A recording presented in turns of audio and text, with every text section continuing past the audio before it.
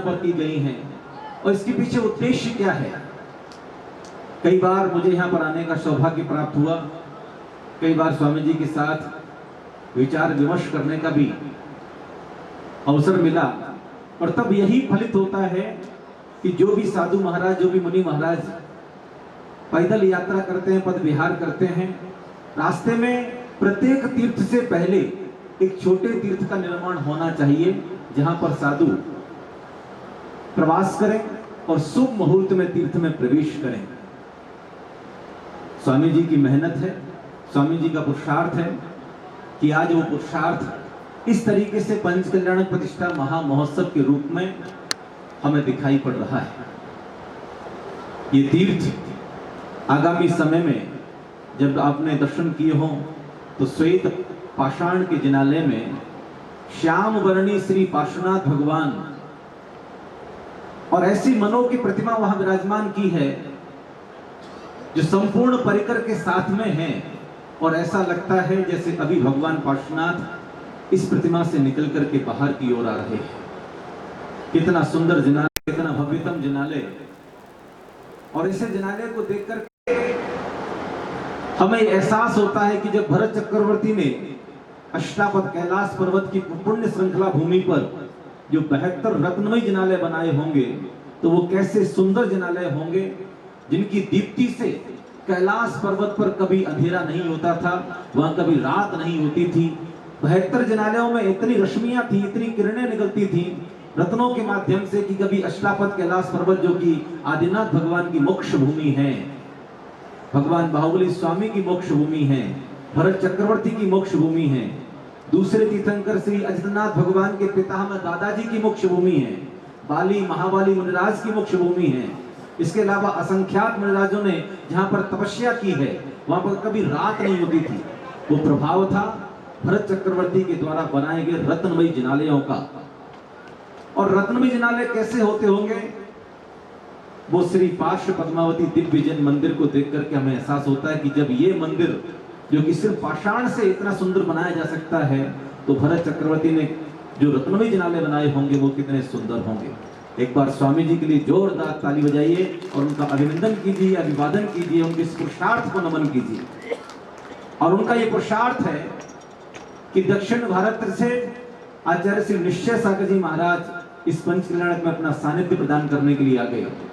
मध्य प्रदेश ग्वालियर अंचल में विराजमान पूज्य मुनि श्री विहर्ष सागर जी महाराज अपना सानिध्य प्रदान करने के लिए यहाँ पर आए। पूज्य माता जी का मंगल सानिध्य यहाँ मिल रहा है, तो निश्चित रूप से स्वामी जी का साधुओं के प्रति स्नेह, वात्सल्य का भाव और विनम्रता का भाव ये परिलक्षित कराता है। जब आप किसी के प्रति समर्पित होते हैं, जब आप किसी के प्रति प्रेम भाव से भर जाते हैं, तो निश्चित रूप से वो दूरियां कितनी भी हों वो तय की जा सकती हैं, और लगभग 1000 किलोमीटर से अधिक की यात्रा करके पूज्य आचार्य श्री निश्चय सागर जी महाराज तिजारा की पुण्यधरा पर पहुंचे। पूज्य आचार्य श्री के चरणों में नमन करते हैं, पूज्य मुनि श्री विहर्ष सागर जी महाराज चरणों में नमन करते हैं, और साथ ही साथ उन सभी पात्रों का हार्दिक अभिनंदन करते हैं जो इस पंच कल्याण प्रतिष्ठा महामहोत्सव में प्रत्यक्ष रूप से और परोक्ष रूप से सहयोगी और सहभागी बन रहे हैं।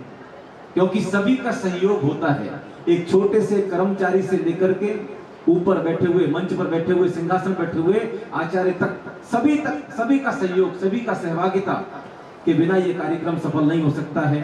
आज ज्ञान कल्याणक महोत्सव है, और ज्ञान कल्याणक के दिन हम सभी ये भावना भाते हैं कि जैसा ज्ञान हे जिनदेव आपकी अंतरात्मा में प्रकट हुआ, 4 घातिया कर्मों को नाश करके जो कैवल्य ज्ञान की अनुभूति आपने की, सर्वद्रव्य पर्यायेषु केवलस्य, सभी द्रव्यों की सभी पर्याय एक साथ युगपत हाथ पर रखे हुए आंवले के समान दिखाई पड़ने लगती हैं। वो कैवल्य ज्ञान जिसमें आज हम यहाँ पर बैठ करके ये महोत्सव मना रहे हैं, ये आयोजन कर रहे हैं, ये भी भगवान के कैवल्य ज्ञान में दिखाई पड़ रहा होगा।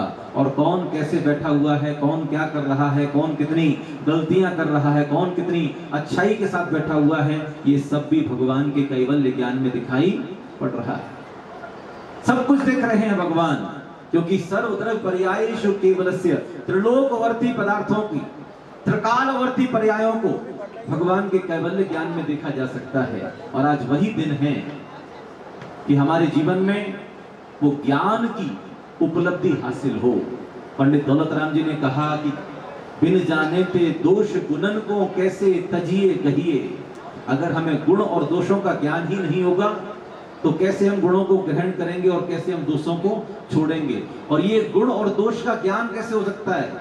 ये संतों के चरण में बैठ करके, संतों की सन्निधि में बैठ करके हम उस ज्ञान को हासिल कर सकते हैं। ज्ञान को परम आनंद की संज्ञा देते हुए पंडित जी ने कहा, ज्ञान समान न आन जगत में सुख को कारण, यही परमामृत जन्म जरा मृत रोग निवारण। ज्ञान के समान इस दुनिया में, इस जगत में, तीनों लोकों में कोई दूसरा पदार्थ नहीं है जो आपको आनंद की अनुभूति करा दे। आपकी धन लक्ष्मी आपके नगर में आपकी प्रतिष्ठा बना सकती है, आपकी यश कीर्ति आपके नगर में आपको सम्मानित कर सकती है, लेकिन नीतिकार कहते हैं, आचार्यगण कहते हैं, अगर आपके पास ज्ञान गुण है, अगर आपके पास में ज्ञान लब्धि है, यदि आपके पास में ज्ञान की संपत्ति है, तो आप दुनिया के किसी भी कोने में चले जाइए, आपका हर जगह सम्मान होगा, आपकी यश कीर्ति दिगंत में निरंतर फैलती रहेगी। ज्ञान सर्वत्र पूज्यते, विद्वान सर्वत्र पूज्यते।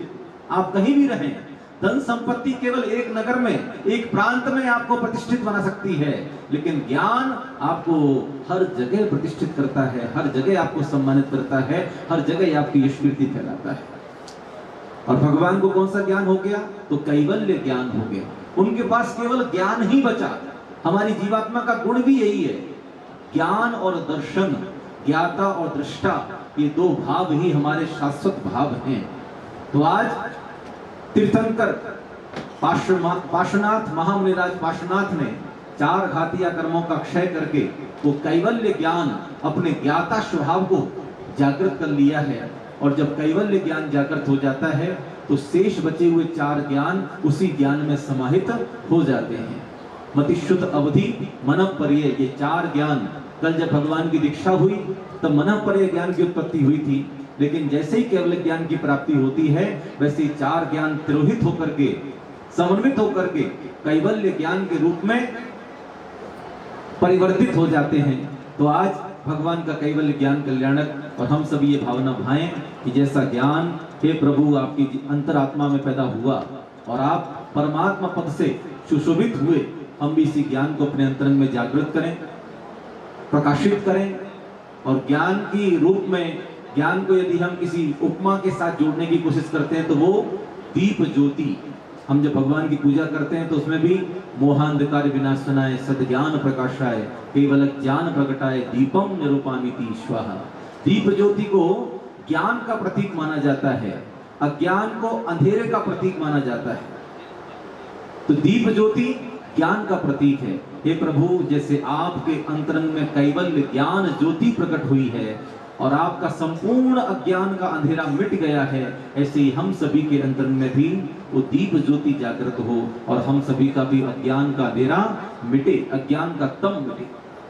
तम सो मां ज्योतिर्गमय, हम अंधेरे से प्रकाश की ओर गमन करें, अंधेरे से उजाले की ओर गमन करें। यही हमारे जीवन का लक्ष्य होना चाहिए और इसी लक्ष्य को हमें साकार करना है।